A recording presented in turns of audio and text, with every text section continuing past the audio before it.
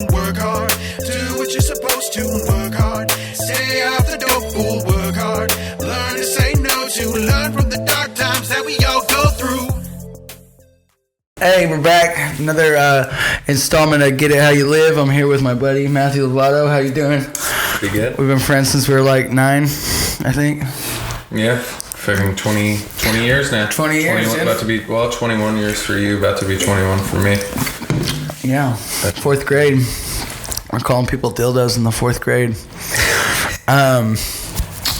Matt is a personal trainer, a fucking fitness guru. You just got a Pilates cert too. What all do you do? Tell the people. So personal trainer. I also instruct Pilates. Pug Enthusiast. Pug Enthusiast. Have 4 pugs. Wearing a pug sweater that my wife had made. Other than that, that's just going to school at the moment and trying to kind of expand my knowledge. But other than that, and as far as like the fitness realm, I've ran some marathons. About to run another one in a couple weeks. Just kind of, I've always tried to be a jack of all trades when it comes to exercise. Ever since I started when I was like 15, 16. Matt would be taking bong loads in the garage and then doing bench press at the same time. When for the rest of us, I was like, no, I could never mix the two. Now I get a little high before I go to the gym sometimes, but usually not. I don't think I could mix the two now, but back then that wasn't that uncommon. Like, I would hit a bong load, do some bench press. Yeah, no, you would literally bong load. You're sitting on the bench, take the bong load, set the thing down, and then do a fucking set. I've seen it. Or I would do that. Was actually initially, and that's like a pretty good method for people out there. If you're trying to elevate your bench press, a lot of times people will think that you have to do like, what's the best rep scheme, or what's the best amount of sets, and a lot of times just having one close by, like if you have one in your garage and you can just go out there a few times throughout the day and hit a few sets, like you'd be surprised at how much that adds to your bench press. No shit. Because I took over the course of like a summer, I took my bench press from like 165 for reps, to like 225 for 10 reps, just from being super frequent with it in the summer. Yeah. I can cut that straight to you on that one. And I remember I was super embarrassed because I got these fucking stretch marks on my chest from doing it so much, and I probably did a lot of like long-term damage to my shoulders. But with what, bad form? Yeah, I don't think my form was bad. It was just I was just doing it too much. It was like that was before I understood that you have to balance out all the tissues and you can't just abuse. Like when you first start lifting weights, it feels good to hit a heavy bench press because your chest gets tight, your arms get tight. It just feels great. And I hadn't really discovered, all of these other movements and whatnot at the time. So, when you're young, like when we get hurt, we don't even really feel like we're that hurt, so we just keep going. You know what I mean? Like you don't feel that. Like I got a 19-year-old kid down the street. He just got into a fucking car accident, and he's like out like working. I'm like, dude, you need to chill, bro. Like your fucking back is still fine. You're still fucked up. You know what I mean? But no. Yeah. He's out there doing labor, And it's like, but like when you're that age, nobody can tell you shit, and you just gotta get hurt for yourself and figure it out. Yeah, that's what it is. It's just when you're younger, you're like a bouncy ball. You could you just bounce back. You're more malleable, and then you get older, and everything starts to. And I feel like you'd think I'm like 50 the way I'm talking, but I have noticed a pretty like rapid difference between 25 and now. Just in my recovery abilities and the way I approach my exercise. Like I can't hammer my body the same way that I used to. So I can only imagine what it's going to be like 10 years from now when I'm 40 and the way I treat my body then, Right. Now, what are some of the best recovery methods that you've discovered over the last couple of years that you didn't know as you were coming up? The best ones are literally the most obvious. You have people who will push forward all the, you gotta ice, you gotta do heat, you gotta try this supplement, that supplement. The number one is always going to be sleep. like for sure, sleep is the best recovery method. So if I try to make sure that no matter what, I get at least 8 hours per day. Sometimes I might not get all of that in a row, so I might get 6 hours if I have to be up really early, but then I'll make sure that sometime throughout that next day I'll take an hour and a half nap, because the difference in the way that I feel between when I get a full night of sleep and when I don't is like astronomical. I mean, it just does so much for me. Or even the other day I went for like a 9-mile run, and I got home and my body was just super, super tired. So the first thing I did is I just went and laid in bed and I took an hour nap. I feel so much better after that. So number one is sleep. And it's like the boring answer that everybody hates to hear. It's the fucking truth. I mean, you could be wasting your money on hundreds of dollars of supplements a month, and if your sleep's not on point, then it's going down the toilet. Like you're wasting your body's number one most vital recovery period. So sleep would be number one. Number two would be nutrition. I'm pretty strict about my diet. Like I'll have times where I go off a little bit here and there, but it's pretty rare. I make sure that I'm constantly putting like good quality things into my body throughout the year. Because if you don't do that, especially as you get older, it's not even just how you look physically on the outside that it has an effect on, but it's how you feel internally. Like the other night we went to a friend's house, and they had us over for dinner, and they made this big like Italian style like heavy dinner with like pasta filled with cheese and all this breads and all this other shit. And I hadn't had pasta in 4 months, so I hadn't had this stuff in a while. And dude, the amount of bloat, it was unbelievable. It'll fuck you up. Like I have, like right now, with all the cardio I've been doing and that combined with the lifting, I mean, I've got like veins in my stomach, but I was so bloated that it looked like a tortoise shell that was just like protruding out, and it was just like this veiny tortoise shell, and it was just so fucking, so I could feel it immediately, like what that inflammation does to my body when I take in these low quality foods that just don't have a lot of like nutritional value to them. Right. And you know, it just varies for every person. If you're somebody who just got done doing a really tough like 2 or 3 hour workout or something like that, and you want to take in some higher carbohydrate foods, there's nothing wrong with that. But you know, cheesy pasta might not be your best source to choose from. Right. Well, isn't it really interesting the more you take care of yourself and the more you do focus on your diet, the more you understand when outside contributors fuck your shit up. You know what I mean? Like, yeah. Like it's like when you're in that fucking I eat fast food 3 times a week wheel, it doesn't fuck you up. No, because you get used to it. Yeah. And then if you go from that to just straight salads, that's gonna fuck you up just for a temporary. You know what I mean? Like you're gonna get diarrhea like immediately. Yeah, no, it's something. Even when I was younger, it was something I was always aware of. Because even when I was still partying and drinking on the weekends and still eating bad much more frequently than I am now, I was always aware of it because, you know, I would be great the whole week. I've worked out consistently since I was 15, and I've been like obsessed with it. And I would be great the whole week, you know, 5-6 days in a row, awesome. But then I would just get hammered on a Saturday, and my body would just be like, "What are you doing?" Like the combination of the super, super strenuous exercise with the partying on the weekend, it was almost worse than if I would have been just, you know, training not as intense and then drinking on the weekend. Because my body, by the time I got to that 6th or 7th day, my body needed a day of rest to recover. And then when training that day of rest with booze? Yeah, trouncing it in booze, like it didn't do any good.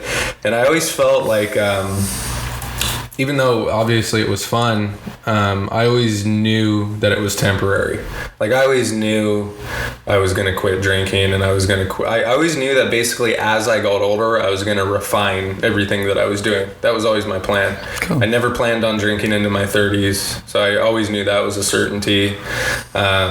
I always planned on cleaning up my diet more and more as I got closer to my 30s, because I don't want to feel like I'm getting worse with age. If inevitably you're going to deteriorate with age physically. That's just what happens. But if you're improving mentally, that's what makes it more acceptable for me. Because I'm naturally a bit of a depressive person, and I always have been that way, where I can just get into these real, I don't show it a lot, but I can get into these real kind of depressive, like, shit moods very easily. And but I feel like as long as I feel like I'm working towards something and improving mentally, that makes the aging process more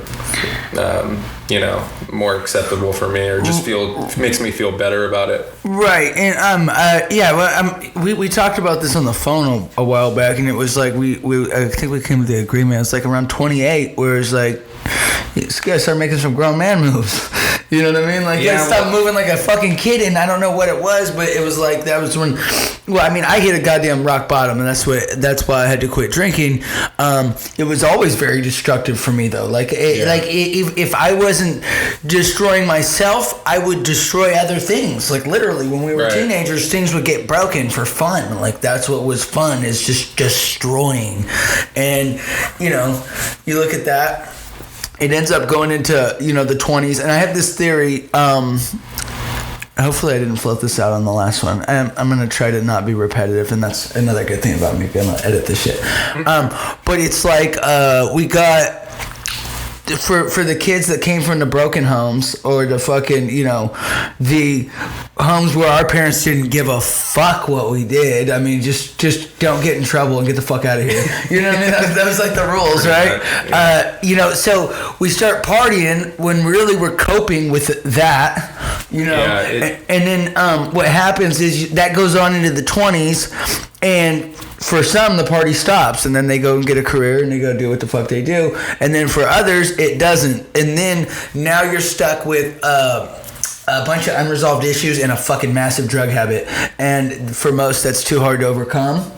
Yeah, it's almost like you transition from, when you're a kid, you transition from being in some ways like externally destructive to your environment to being like internally destructive as you get older, because that's kind of how we were, like you said, with breaking stuff, or we were always just like super physical, so we were always wrestling and just like fucking each other up, and just super aggressive kids. And then as I still remember, as soon as we were, around like 14, 15 years old, and we got into, smoking weed and just drinking and doing whatever, it completely transitioned from that to that became our main focus. Yeah. And I had like a solid 10 years where that was my main focus. Like, even though I had other things that entire time, like I was always, obsessed with my exercise and fitness. And yeah, but you weren't missing a lot of parties. You know what I mean? But I would still make sure I would do my workout, but then I would go to the party. I lived for the party. That was my fucking entire world. And then it wasn't until I stopped drinking that it's a really big mental shift. Really, really big mental shift where you start to... I didn't realize until I quit drinking that I didn't even have any concept of long-term planning. Like, that didn't exist for me. Even when I was training for a fight and I had a fight coming up, there would be some of that involved, but I would still be fucking off the whole time. I would still be, it wasn't until I quit drinking that I started sticking to 6-week exercise programs, 8-week, 12-week exercise programs. Well, you can see past next weekend. Exactly. That was the thing. Yeah. It's like I got a crystal ball now, bro. Like, I can fucking look at the future and go, okay, well, I'm going to do this, and then I'm going to do that, and then I'm going to do this. I couldn't see past my dick when I was drunk. Yeah. And that's another thing too. You start to see you start to see time differently in some ways, because when you're living for the next party, that week you have to wait for that party feels like an eternity. You just want it to be that night, right there. And now it's like you don't got enough hours in the goddamn day to take care of all your shit. But now it's like, if I have a certification coming up in 3 months, I'm like, 3 months? Fuck, I gotta get to work. Like, I gotta start stuff. You know what I mean? 3 months seems like nothing now, or even just training for something for a year. Dude, we're already 33% done with this year, dude. I know. That's a crazy fucking trip, and it keeps going faster. So buckle up. You know what I mean? And it is a crazy shift in time. You know, and it's like I noticed the people that I was fucking off with, who are still fucking off, they still don't have the concept of time. Like my whole concept of time has changed, and theirs hasn't, and there's a pretty big disconnect. I left, you know, and that's the thing too. People are afraid of losing their friends when they stop drinking. Okay, and like something I wanted to talk about is like when I stopped drinking, all the people I was doing a bunch of coke with, and they were coming to my house 3 times a week, and we're getting fucked up. They quit calling.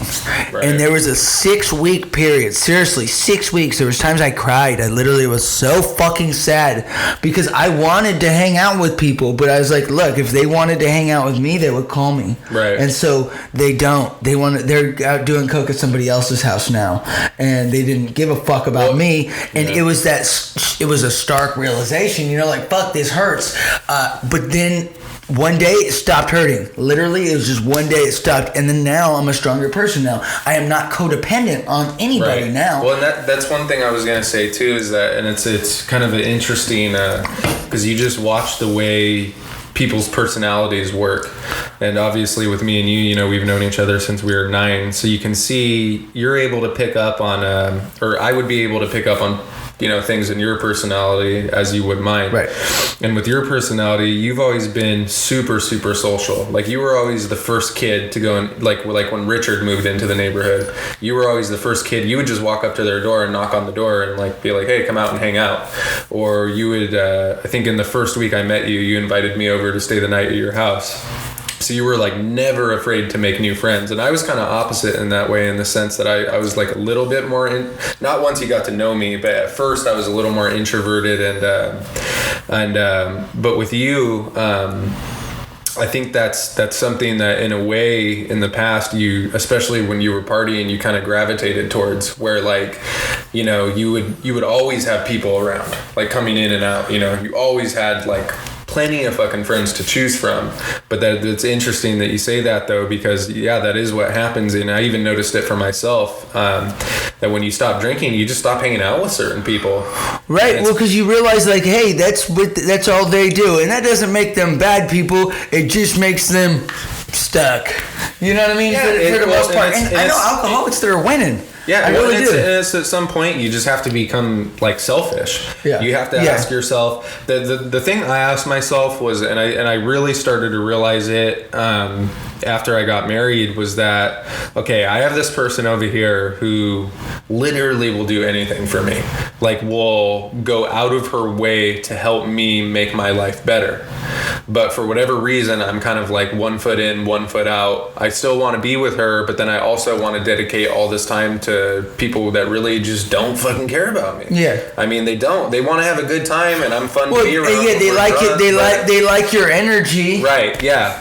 And it's not you know, not to make it sound like big and dramatic, like, oh, they don't care about me, but it's just a way of simplifying it, you know. Right. They can't care. There's no capacity to care. It's not. It's to no fault of them. Right. You know what I mean? It's just what the nature of the thing. Yeah. And so I had to ask myself, you know, what do I want to do? Do I want to contribute to the relationships in my life that matter, or do I want to continue to go down this path? Because it's not going to like go anywhere good, you know. I've been doing it long enough now to where I see where it goes, and it's not benefiting my life positively in any way.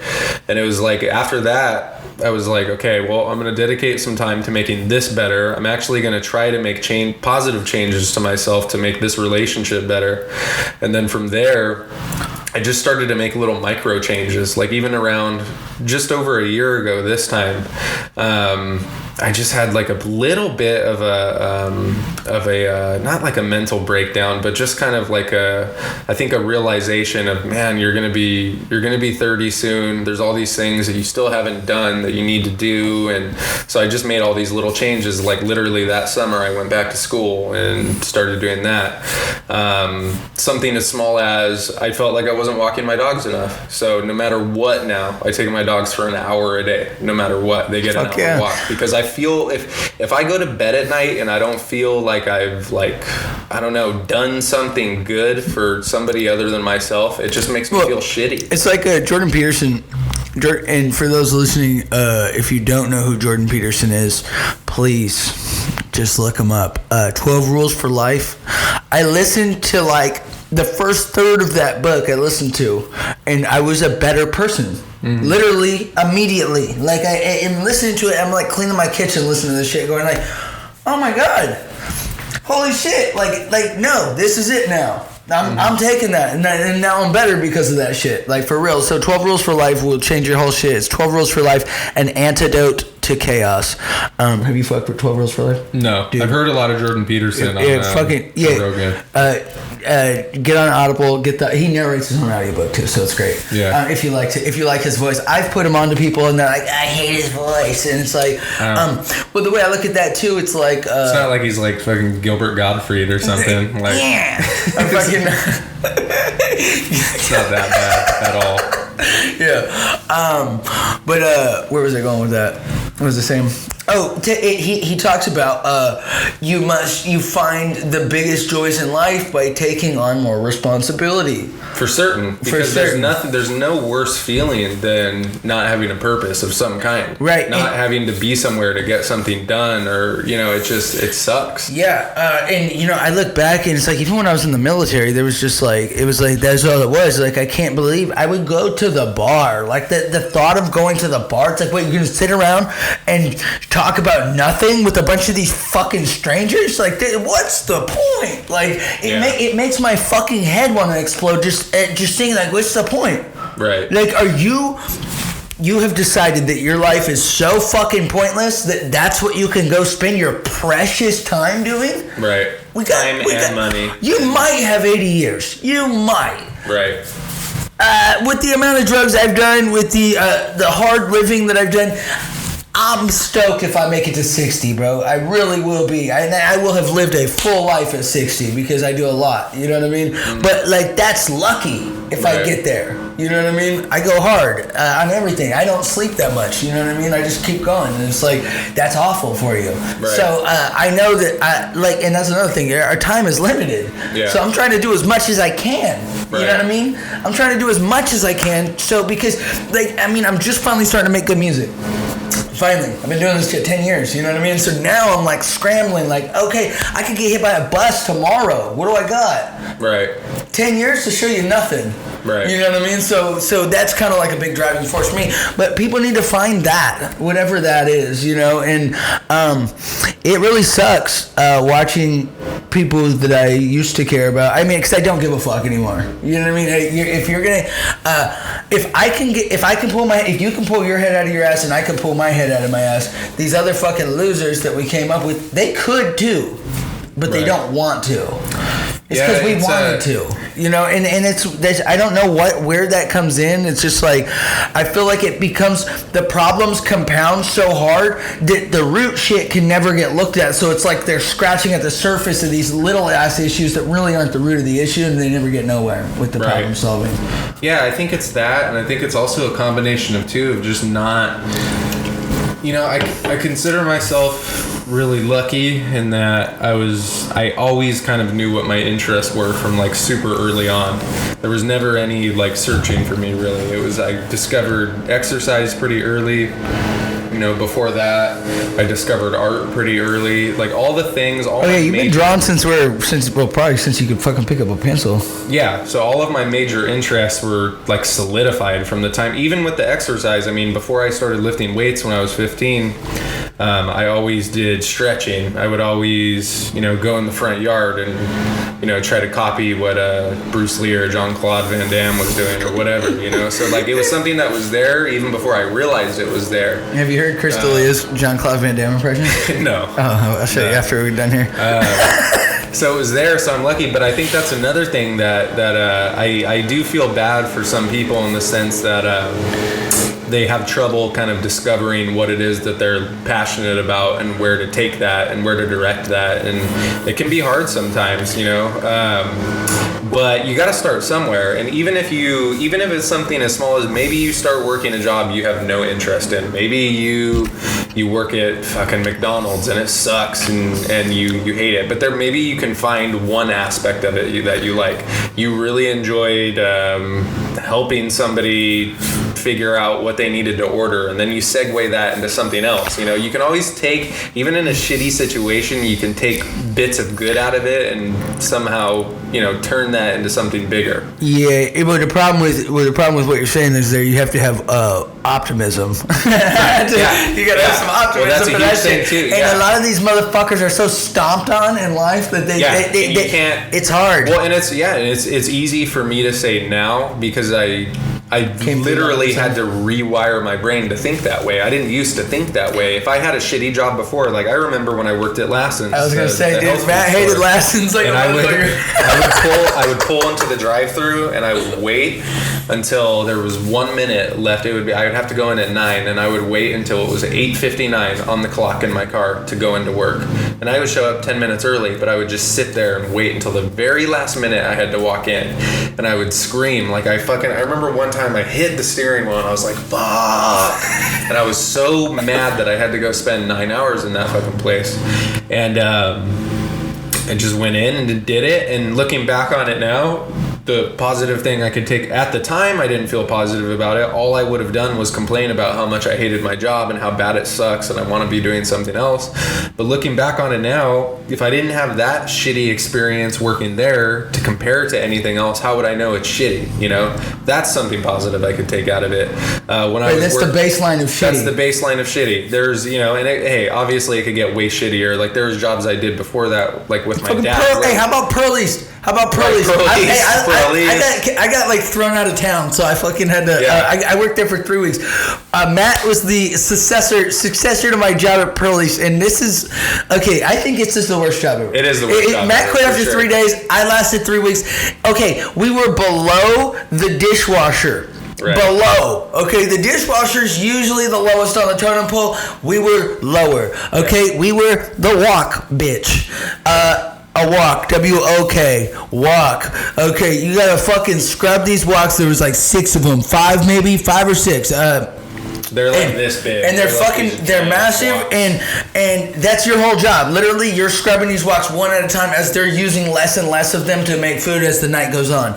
And so you had to scrub these things. They give you the toughest goddamn grit sandpaper. It wasn't for me. It was just steel wool. Well, it was. I had the steel wool wrapped around sandpaper around steel wool. Sandpaper around steel wool with Ajax. That's what you just grinded that powdered shit. Ajax. Yep, powdered Ajax and fucking the guy, he would come up to me, he'd be like, no, very easy. It's like, wow, you've been doing this shit like 50 years, dog. It's like that's my first job. He would do the same thing to me. He'd go, look, very easy. And what was his name? Wah was that guy's name? So Wah Bing and Wah. What this job consisted of, and as Wyatt said, I quit after 3 days. I was like, I'm not doing this shit. Because we were still at the time. I was still going to school regularly. So this, not even just the actual job itself sucked. The hours were awful. It was Monday was the only day off, and you worked from like 6 to 10 or 11. It was for when I started. I think it was either it was probably that same 6 to 10 or 11. So when you're in school full time and you just got out of school and got settled in around 4, and then you only have 2 hours to hang out, and then you go work. I mean, I feel like such a pussy looking back on it. You know, right. Like the me now would be like, just fucking stick it out, right. Being a lame, but it sucked at the time. Yeah, because it was taken away from the fucking party. Yeah, exactly. But yeah, you just scrub this wok literally until your palms started bleeding. I mean, like, and they wouldn't even give you gloves. They had no gloves. No gloves. Yeah, what the fuck is that? They almost made it a point. It's like they wanted to see if you were a pussy or not. Right. They almost made it a point not to give you gloves. Because I think I remember asking, like, if they have gloves, and he was like, sorry, no gloves. And so that's all you did for the entire shift. I remember they kind of swerve you, too, because I remember the first day. They have you load up the veggies up the veggie tray. And I was like, oh, this isn't that bad. I just pour this in here, and then you go to the woks. And I was like, all right, so I got to work on these woks. This will probably take an hour and I'll be done with these walks and I'll have a new job to do. Wrong. You're scrubbing those walks till fucking almost midnight. Yeah, dude. You're scrubbing those fucking walks, and these layers of grease is caked on so thick. I mean, it's ridiculous. It sucked. Can you imagine what dirty Chinese restaurants look like, Doug? Because that was a pretty clean one, like for real. Like, yeah, they did pretty decent. Pearl East was really good. Pearl East, I think they sold that. I've been told that the recipes have changed a little bit, but for 30 years renowned. It's like great Chinese food in town. That was where your mom worked, right? That was like my mom's first job. Yeah. And then so who had the job? Danny Pendergast got the job there, and then he gave the job to David Lopez. And David lasted a while. And David lasted a while, and then David gave me the job. Oh, that's how it worked. Okay, yeah, that was the lineage of the walk bitch. So honored. The walk bitch the lineage of the walk bitch. Fucking killed it. But yeah, dude. That was like a repressed memory, goddamn. And I'm pretty sure too that those guys would. I think they would just shit talk us the whole time. But I remember a lot of times they would just be in the corner talking Chinese to each other, just laughing. And when you just know somebody's talking about you. Yeah. I'm pretty sure that's what it was. Dude, I did roof removal, and me and Danny and RJ's uncle were the only 3 people that spoke like English on the fucking job, and I just knew the whole time. It was like, hey, look, because when I went to Grizzly, dude, okay, out of the 40 cats that lived in our fucking thing, there was 2 black guys and 4 white guys, and the rest were Mexicans. Right. So I knew when I was getting shitted on. You know what I mean? You just know. That's actually, well, so what's funny about that, I don't think I ever told you this. When I did the marathon last year, they had some of the kids from Grizzly come out there. Yeah, I was there. Okay, that's right. I went up and walked by there. Yeah, there was 2 kids ahead of me that were, they were like these little, like 140-pound kids that they were like, just a little bit ahead of me for the entire time. And I was like, I'm fucking still got some juice in me. I'm not letting these kids beat me. So I just had it in the back of my, and that's a good technique actually for any of you who ever want to get into running. Sign up for a race, just make yourself do it, because then you're going to be more likely to train for it. And then once you get signed up for the race, pick somebody in the race and say, I'm not going to let that person beat me, just because it helps to keep you kind of mentally motivated. Yeah, and pick someone that's not a gazelle if you suck. No, you got to be realistic with your picks too. Like, I'll usually pick like an old man who looks like he's in pretty decent shape, because I know there's a pretty good chance I'll pull ahead of him. Yeah, but you don't want to pick the guys up in front who are fucking professionals, and there's no chance. You're just gonna hurt yourself. Yeah, so Matt ran that marathon. I need to start running, because I think starting running is gonna help me quit smoking. I just got to do it, Well, and you don't. I think I'm gonna sign up for a 10K. Have to do running. You can do, so like what I did when I prepared for that marathon last year, I did like a 4-month really hard training plan. But I was way overtrained, because I wasn't just doing that. I was also doing 4 days a week of my weightlifting and all my other thing and my mobility training. And there's just only so many hours in the day. And, physically your body can handle a lot, but mentally it gets exhausting not having time for anything else. So this year, I've actually only been running for like a few weeks to prepare for this, for like 3 weeks. But prior to that, I did a 2-month jump rope protocol where I would just jump rope barefooted. And I would change the tempo and I would change the pace and all that. And when I transitioned from that into running, like, I felt awesome, because my feet were already conditioned, my calves were already conditioned. I just really needed to get into the groove of running. Gotcha. And like the progress with how quickly I've made with the running this year has been so fast. Like, it's nice because I didn't have to put, at least so far, the same amount of wear and tear on my body. And I'm not recommending that for everybody. I've already had a lot of experience running, so it's easier for me to jump back into it. So when you were training for the marathon, and that was your first marathon, was it a slow marathon? I actually had one that I did. That was my first official marathon. I had one that I did before that, where I had signed up at Vandenberg, And the guy that I was corresponding with, it was a race they did on base at Vandenberg, and the guy that I was that had signed me up, he was like a sergeant over there or something, and I was kind of emailing back and forth with him, and he was like, yeah, you're good to go. I think we got everything ready. Your background cleared, so you're good. So then this was about like 3 years ago, maybe 3.5 years ago. We drive up there to go the morning of the marathon, and Ariana's driving. We took her car, and I should have known, but the Vandenberg guy never told me that we would have to clear her to get on base. So basically, showed up there. I showed up there and could not get on base to even do this run, and I was so pissed. But I put in this training, and I was like, I'm not gonna not do this run. So I went to the Hancock track, and I ran. I had Ariana. I can't even believe she did this. She sat there on the side of the track for 3.5, 4 hours, however long it took, and she would count every lap for me. And, that's so many laps. I didn't do the full 26. I did 22 or 23 miles. So that's four laps is a mile. Yeah. So 4 times 20. Okay, so 84 laps. I ended up with or 88 laps. I think I ended up doing 96 laps. Just on the Hancock track, and it was fucking. You're miserable. fucking insane, Doug. Well, but you know what? You know what would have been more insane though, in my mind at least, it would have been more insane for me to go home and not do it, because I would have been so mad at myself for who knows how long. I just had to do it. There was no other option. So I didn't quite get the full marathon in, because it's that's another thing too, and that's why it is a good idea to sign up for a race, because you just get energy being around other people, and it's just a different environment. When you're running it by yourself on a track, it sucks. So yeah, that was my official one. The track, slow one. The track is always the worst for me. So when I was in the Air Force, you had to do a PT test. If you did a good one, you got over a 90, you'd only have to do it once a year. If you got under a 90, you'd have to do it twice a year. As time went on, I had a couple of fucking spells where I was getting shitty scores, but I was passing. But my last 3, I got 90, so I didn't have to, do it. But there was 2 tracks on base. There was one where the 1.5 miles was 2 big laps. And then there was one where you had to run 6. And it's dude, I want the 2 big laps. Easy. Right. You know what I mean? Just mental. You know what I mean? You just, once they cross that once, this is it. We're already at the home stretch. You know what I mean? Instead of fucking 6 of them. Right. Especially where that track too, if the wind is hard. You know what I mean? One direction's fucking way harder than the rest. Yeah, the wind will make a huge difference. It sucks when you're running and it's windy out. And yeah, I don't even necessarily run year round. I'll kind of do intermittently. So if I sign up for a race, I'll train for a month for it.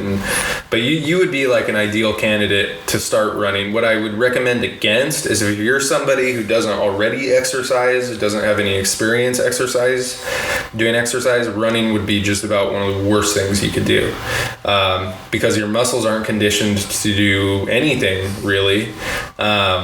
Especially if you're overweight, it's a lot of wear and tear on your knees, ankles, and hips. I got a friend. He's 30 years old. Mm-hmm. He's worked out 10 times in his whole adult life. He is what I refer to as a fat fucking skinny piece of shit. Mm-hmm.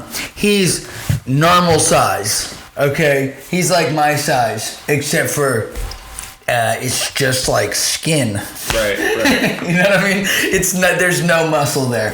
We went to the gym. He can't bench press 115 pounds. You know what I mean? Maybe that. What I would recommend for somebody like that to get started is just you have to pick something you enjoy. Because if you pick something you enjoy, the more you're going to be far more likely just to do it. The number one most important thing is just setting a habit for yourself. Getting in the habit of just getting up and doing it. If you fucking hate running and you're thinking about it the entire day from the time you wake up until you get off work, fuck, I have to go run, it's going to be really, really difficult to set that pattern. So start with something that you like. Set yourself up. You have to start with small goals, and you can't automatically just attack all the shit that you suck at. Sure, there's some, special people out there that can, but most people aren't going to be that way. For most people, it would be hard for them just to get motivated, just to go out and walk for 45 minutes a day, let alone go do hard exercise. So just start by setting the habit. Give yourself something to do that's going to get your heart rate up. I don't even really care what it is. Just pick something that you like doing. Jerking off even. Figure it out. Whatever it is. Some kind of movement. And then from there, then you can start to, because it's going to be once you've gotten the habit of just taking the time to do anything, it's going to be, you can interchange it. It's going to be easier to add something in later on. I was talking to Peter about this. It was a big turning point when I quit. So I've been in the gym consistently now since I quit drinking. Like I was up and downs, lots of this and shit when I was before that. Now it's pretty constant. I think there's been 2 or 3 times I've taken 4 days off in a row. Maybe once I took 5, but aside of that, there's like no breaks, right? Because it's like once I made it a part of just what I do. This isn't a fucking a fun activity or anything like this. This is what I have to do. Right. Once I made it that, it's no longer a chore. I enjoy it. It's like one of the things I have to do that I enjoy. Right. You know? And lately I've been fucking sitting in the sauna for like 30 minutes at a time, which normally I would go in there for 5 or 10.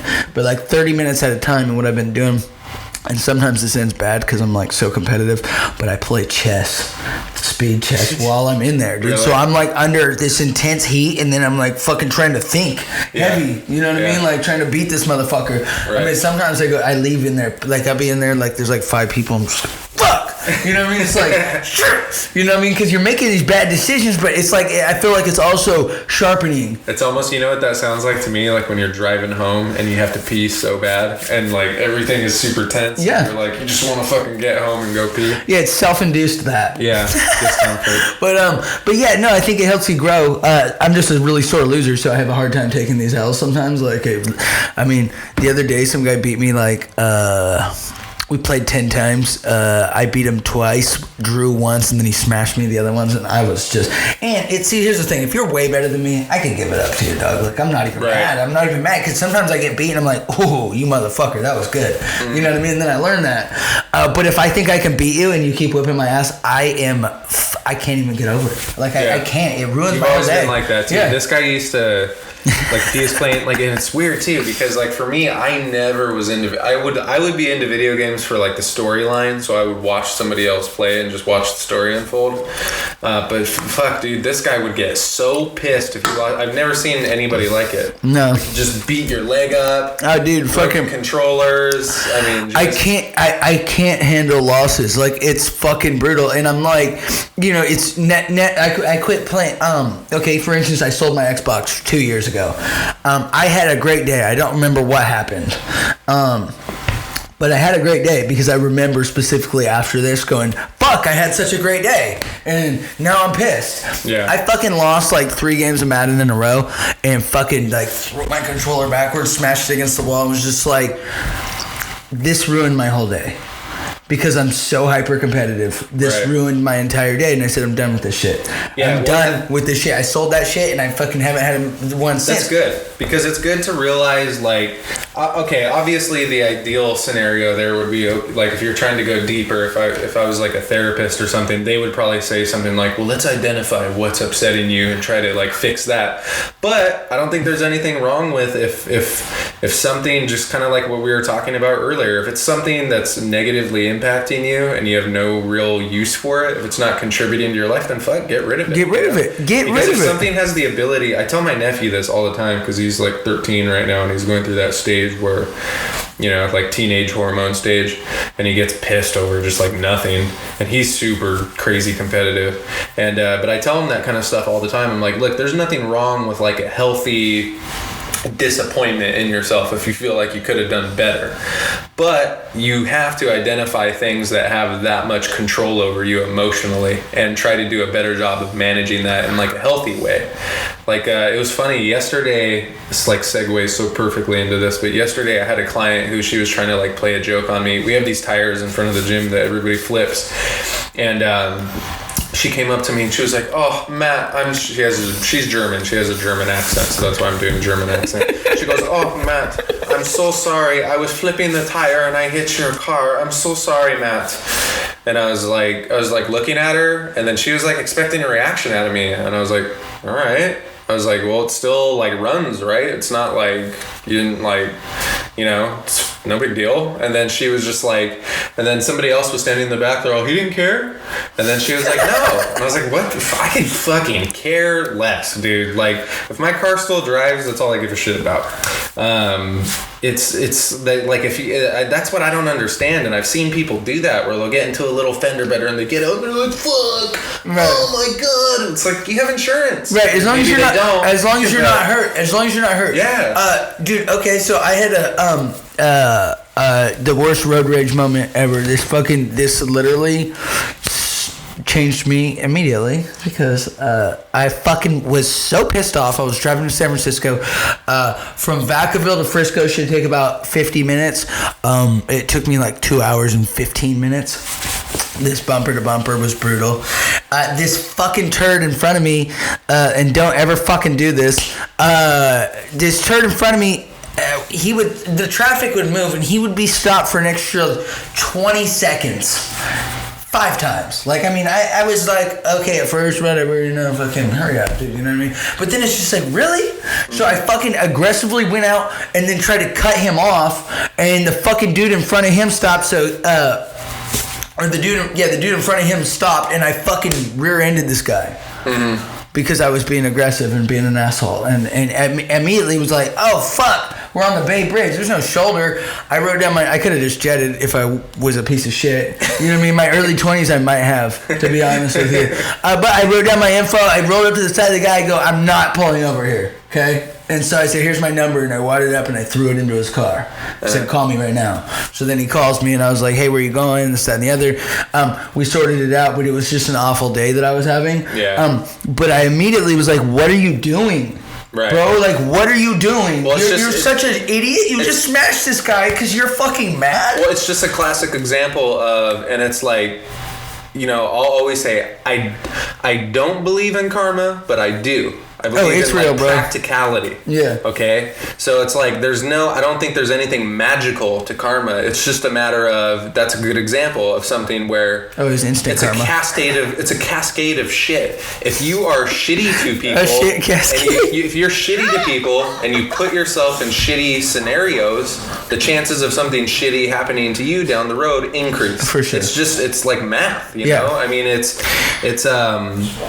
that's just what happens, and it's crazy, when you start to eliminate those shitty scenarios and situations. And how much better your life gets. Happening less. Your life gets better, dude.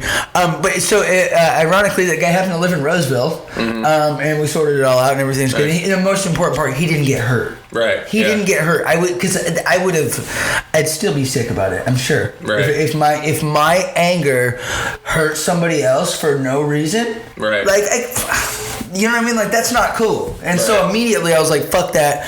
You need to chill, dog. Like, this is not, that's not what you're doing no more. Right. And so, yeah, I grew immediately because of that. Now, I took a fucking fucked up front bumper, but, and that guy's shit got mangled, actually. His whole back bumper was fucked.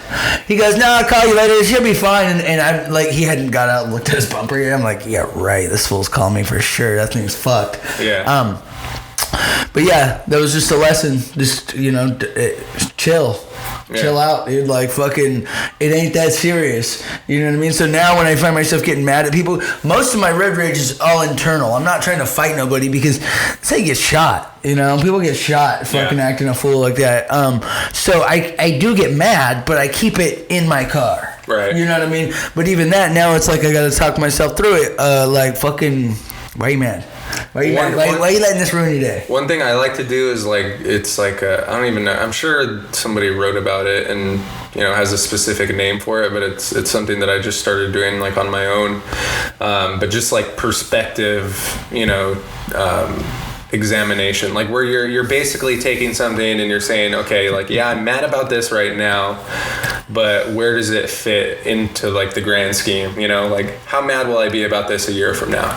Like, okay, if somebody dies, right, you're gonna still be feeling that a year, 2 years, 5 years, however many. If it's just a small incident, it really, really helps when you just ask yourself, like, how pissed am I gonna be about this even a month from now? You won't even, like, it reminds me of this time Ariana she had all these like emails and files on her computer from clients, and she was backing up her computer, and she accidentally deleted like all of it.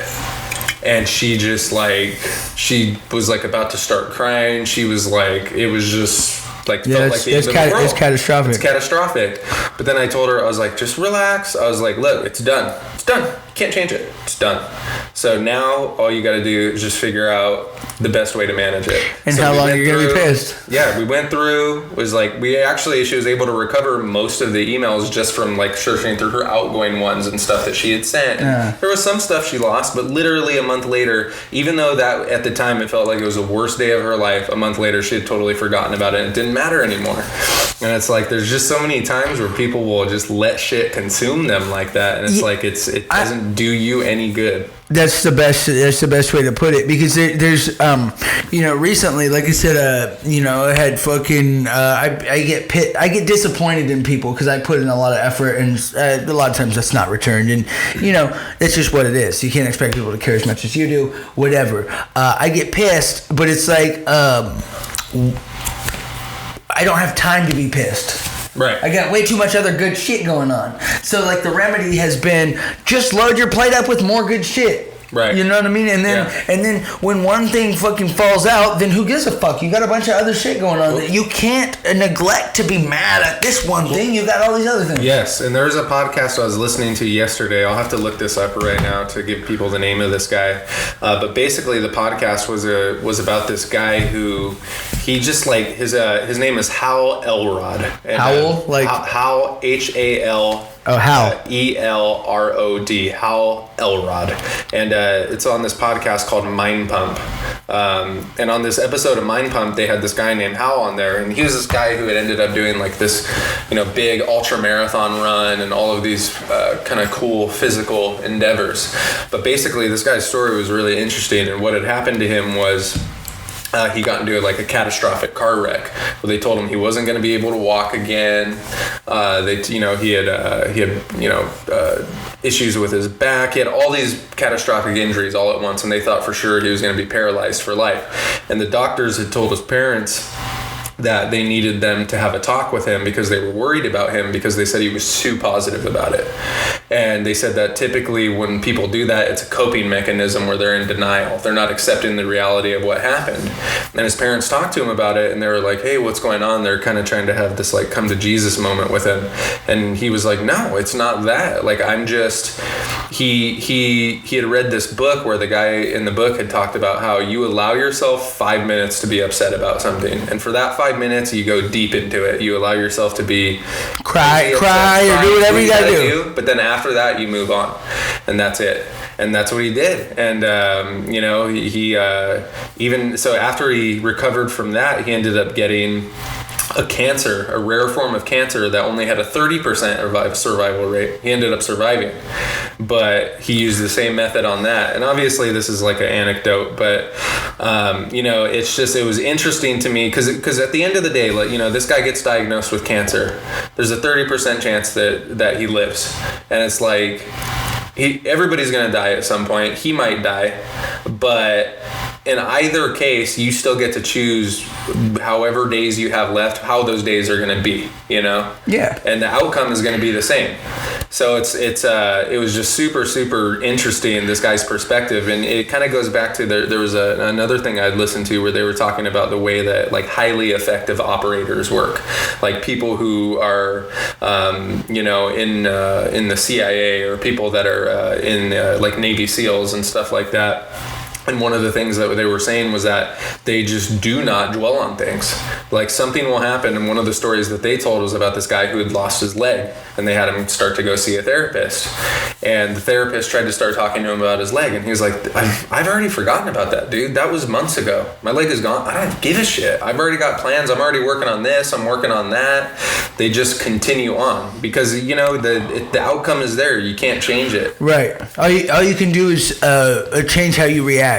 Exactly. And that takes like, you have to try. You have to fucking try. You have to focus. It requires work. And that's why it's most avoided, bro. Right. It's because people don't want to try. People have this thing where it's the same thing. My buddy who's been to the gym a couple times, he thinks that he has to go in there and be as like good as me. Right. You know what I mean? And that's the hurdle that people can't get over. Like, they have to be at some level of goodness to start, instead of just fucking just bowing down to the fact that you do suck. Right. And then just accept that you do suck, but hey, you can get better. That's one of the most common things you'll see as a personal trainer and that's the funny thing about personal training is that, of course, you do have to have like a base knowledge about fitness in order to help people exercise properly without hurting themselves.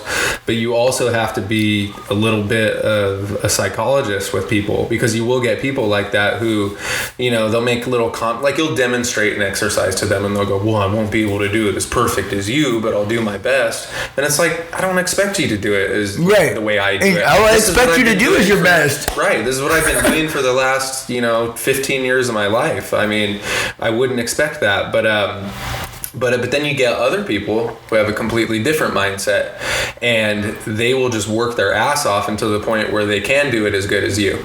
And that's the way I've always tried to look at things. Like, if I see a video of somebody doing something really cool, I'm not just going to automatically go, well, shit, I'll never be able to do that. Right.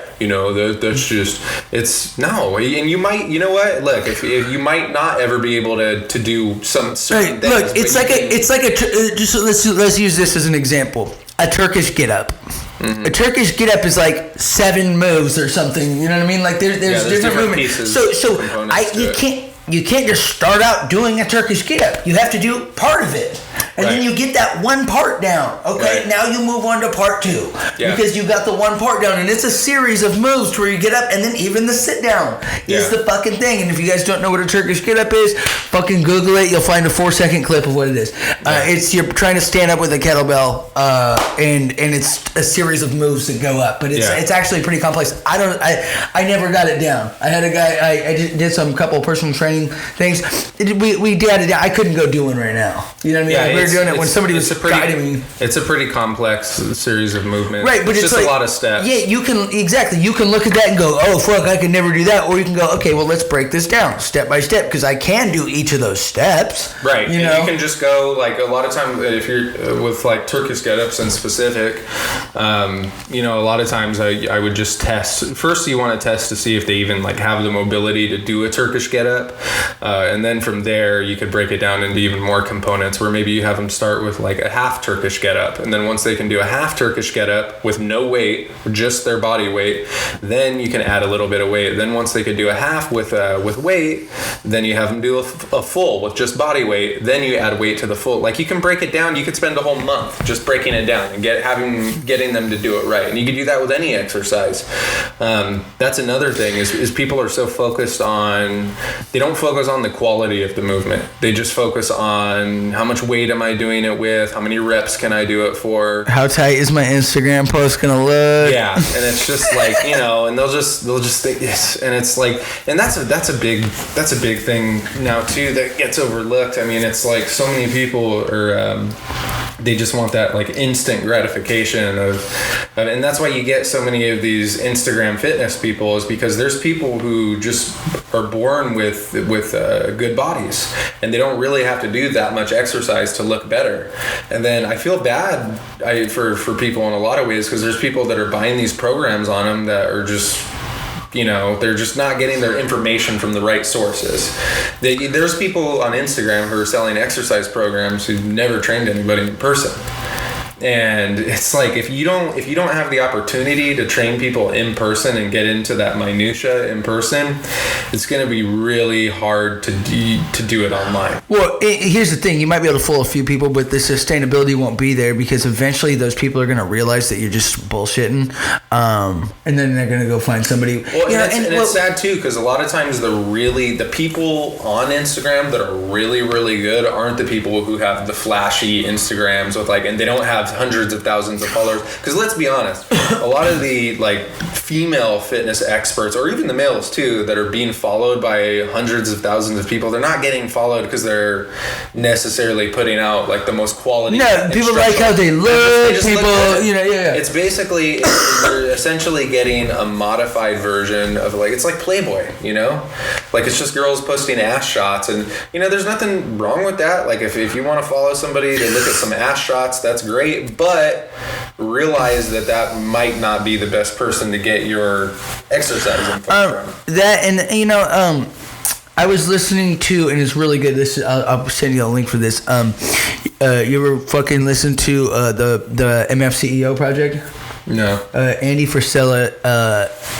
Man, this guy changed my life. He runs First Form Fitness. Oh yeah. Okay. You know what that is. And a bunch of other shit too, but he's got a whole podcast, 2 of them, on social media stuff, and they were talking about now these influencers or whatever, there's some of them with 250K followers, whatever, they're not getting the engagement that some people with like 50,000 followers are getting. And because those 50,000 are more organic, they're more like those people are really they're fucking with that guy, versus the 250,000 of people that are just staring at a set of butt cheeks. Right. You know what I mean? And so, market companies are now becoming wise to this. Right. When it's just like a chick posting her ass, and then it's like a bunch of Indian guys going, "I like boob." You know what I mean? Like fucking, they're noticing that that's not bringing their dollars up. Right. When they will pay these people to sponsor them. Yeah. But then they find the people with 50,000 followers who got a real audience that's fucking with them, and those people are getting more money now. Yeah. You know? Well, there was a workshop I went to that they do around here, and actually,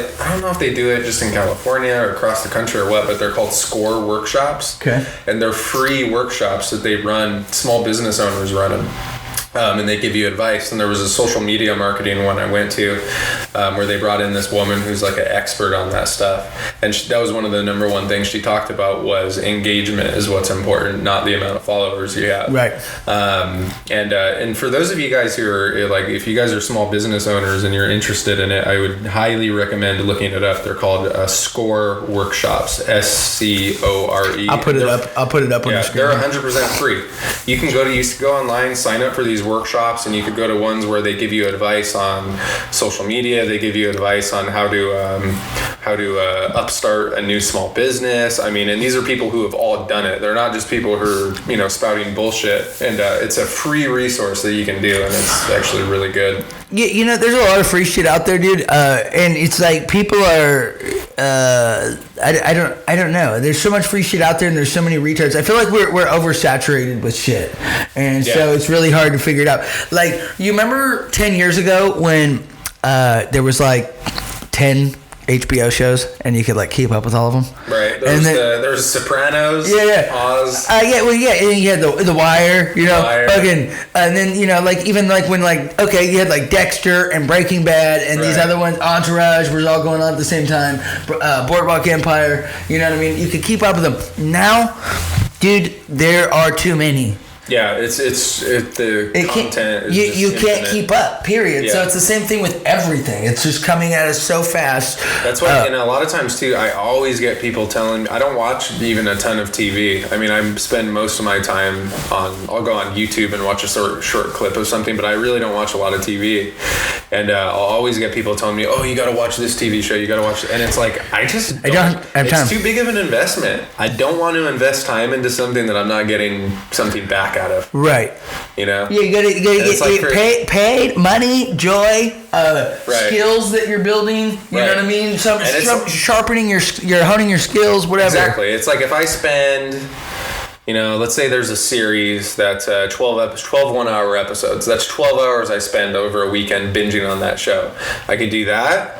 Or like if I go to a certification, like the last certification I went to, and it was a Pilates certification in Beverly Hills, and I got to work with this lady who is fucking awesome, and she's trained like LeBron James, and she's worked with all these like celebrities, and she's just been doing this since 1989. I mean, she's so fucking good, and Instead, I got to go do something like that, and I spend 6 hours with her one day, 6 hours the next day, and I get something out of it. I had to pay for it, but I get something out of it that I'm going to take with me for the rest of my life. That you're going to take with you for the rest of your life. You got a notch on your belt. You have a certification. You are now improved on paper. Right. Not only improved in your life because you went and learned, but on paper now you've added a notch on your resume. Right. You know what I mean? Like that's a huge thing. So. Yeah, I don't get it. I'm trying to read more. That's my thing. I'm trying to read one book a month this year, which I've never done. So that's good. That would even be hard for me to do. Well, some of them are smaller. Like I'm in. Have you ever read Behold a Pale Horse? The Philip K. Dick or no? No, I thought William Cooper. Oh no. You must. It is fucking incredible. But it's long and it's got tiny Is that the one words. where it's like conspiracy theories and it's supposed to be like super crazy, right? Yeah, it is super crazy. I heard them talking about that on there was a podcast I was listening to about what the fuck was that dude's name? He died in a shootout with the police. He was a big time conspiracy theory guy. He was almost like the original Alex Jones.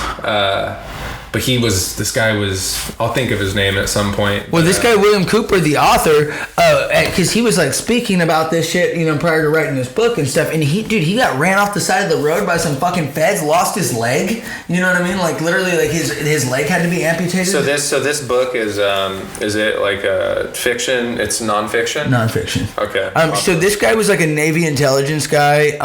There's some stuff about aliens in there, and I'm not a big aliens guy, but like, okay, the fucking first part is like a Silent Wars or Quiet Wars or whatever, and it's about the economy, and he's talked about the economy. They created how the economy works on the same principles as electricity, bro, and it runs exactly like electricity. Like the conductance is the cash, okay, and the capacitance are the goods, and then the inductance is the services, and that's the whole economy. And it's just as electricity is, and and there's obviously things that you can change things that'll fucking change the flow of it, and that's real. You know what I mean? Like that's not a conspiracy. Like that's like. You can look at that and go, yeah, this is exactly how it works, So there's a ton of shit in there. It's very eye-opening. I highly recommend it.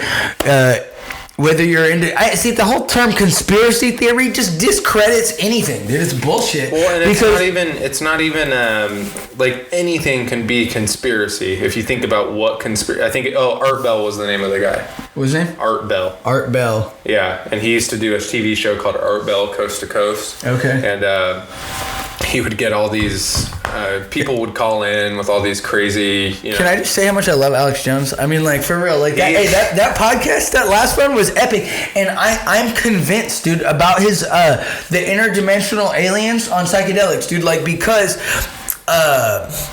I read a book by Stephen Kotler. It's called Stealing Fire, how maverick scientists, Navy SEALs in Silicon Valley are changing the way that we work and live. And it's fucking all about pharmacology. It's all about how every major human advancement has been done on psychedelics. Everyone in societal. Okay, that's just since the Greeks. They were taking ergot. That's LSA.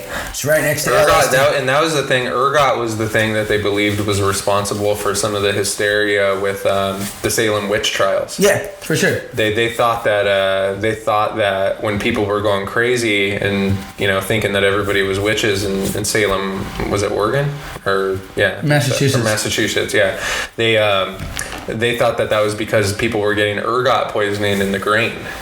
And probably, but like so, they talked about in that book. I mean, like all these billionaires in Silicon Valley, they all go to Burning Man and have these ridiculous psychedelic experiences, and there's something to that. Well, Alex Jones was insinuating that the Nazis were taking such heavy doses of DMT and psilocybin that they could interdimensionally travel, and they were bringing technology back from these other sides. Well, and it begs the question, and I'm not trying to get into too conspiracy, and I might even cut this, I don't know, but it begs the question, how did Germany get toppled in World War I, and then being such a small country, within 20 years, they're rebuilt, and they're the Nazis, and they have better technology than everybody else? How? Fucking tell me. How? Yeah, just were they smarter? No, they were probably figuring some shit out from somewhere else. You know, and like for instance, I showed you that song. I mean, I feel like I'm borderline pulling sounds from some other place while I'm on that shit. Mm-hmm. You know what I mean? Because I wouldn't have otherwise wrote that. Mm-hmm. And I'm not taking heavy doses ever. The mild doses that I take have benefited my life so tremendously that I don't feel the need to go deep like that. Mm-hmm. But it's to a lighter degree. So now I'm like, okay, well, yeah, like I imagine, because you can take what's called an MAOI inhibitor with DMT, and it makes it last like 6 hours. Mm-hmm. So imagine taking that in a massive dose of DMT and where you're going. It's like, would you even want it to be 6 hours though? Well, it depends. If you're a scientist trying to fucking get some new shit, yeah, you probably do. There has to be, maybe not, I don't know, but I would have to assume that when you, like, DMT is like a naturally occurring thing, right? And it's like, okay, maybe it's just meant to last for, there's got to be some kind of... Well, the ayahuasca shit lasts very long, and those guys have been doing that for a long time. Right. You know what I mean? And it's DMT.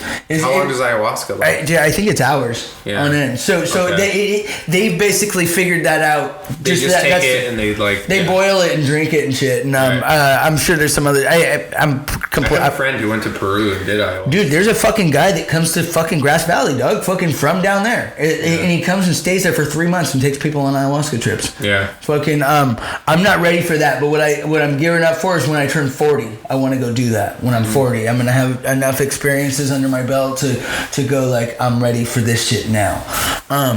I think it's great. I think it's important. I think if you're not into psychedelics, you need to try microdosing because it's not destructive at all. It's only beneficial, you know what I mean? And it gives you a different perspective just on life. The microdosing of the mushrooms has been great.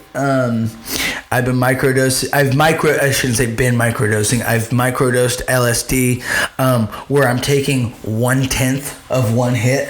Mm. Okay, if I put that in your coffee in the morning and you didn't know, you would just think you're having a good day. Mm. It does not take you out of your element whatsoever. It just gives you this really nice energy. Mm. I find myself thinking way more positive about everything when I'm like having a fucking fucked up day on that. It's almost impossible, dude, because it's just like, well, that sucks, but you know, wait, what are we gonna do to fucking fix that? You know what I mean? You have a very like, let's fix that kind of attitude, and it's great. And it's not. I feel like it's not a chemical smile. You know what I mean? It's not. It's just a nice way to change up your perspective, to change the lens that you're looking at life with. Where the fuck were we? I think we got enough. I think we're good. Matt, thank you for sitting down with me. I appreciate the fuck out of you. I love you, dude. No till next time. Peace out, guys. Work hard, do what you're supposed to. Work hard, stay off the dope pool. Work hard, learn to say no to. Learn from the dark times that we all go through.